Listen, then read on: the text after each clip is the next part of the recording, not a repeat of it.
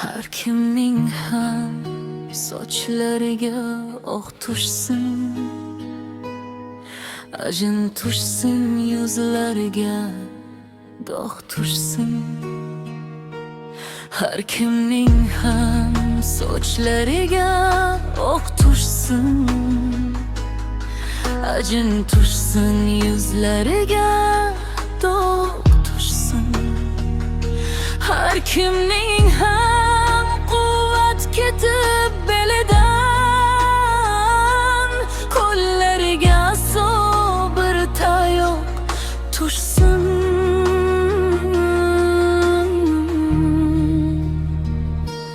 Sodda tilak, ammo unda bir olam mehr yashar, du yashar begubor. Inson umri uzoq bo'lsin, to'kis bo'lsin, yaqinlari yonida bo'lsin baxtiyor.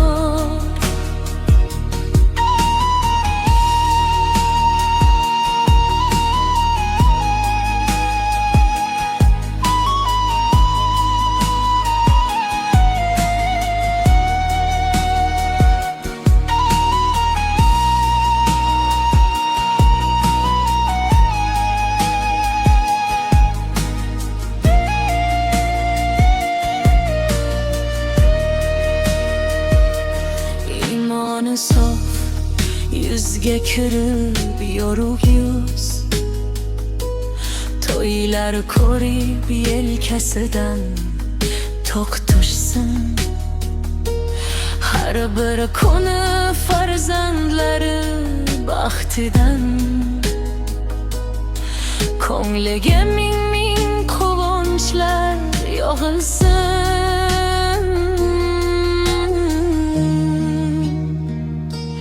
Sodda tilak, ammo unda bir olam mehr yashar, duo yashar begubor. Inson umri uzoq bo'lsin, to'kis bo'lsin, yaqinlari yonida bo'lsin baxtiyor. Rajishmagan so'nggi safar paytida